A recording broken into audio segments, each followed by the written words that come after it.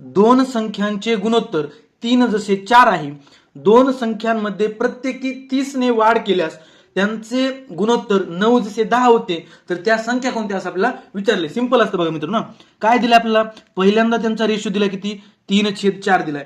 पहिली संख्या 3, दुसरी संख्या 4, हा रेशो आहे बरोबर. ते काय म्हणते, 30 ची वाढ केली, किती, 30 ची वाढ केली, तर रेशो काय होतो, 9/10 होतो बरोबर. आता मित्रांनो आपल्याला ते संख्या काढायची, काय सिंपल असतं, 3 10 30, 4 9 36 बरोबर. पुन्हा 9 त्रिक 27 म्हणजे, आणि 0 0, 10 त्रिक 30 म्हणजे 300. आता मित्रांनो काय करायचं, या रेशोची वजाबाकी करायची.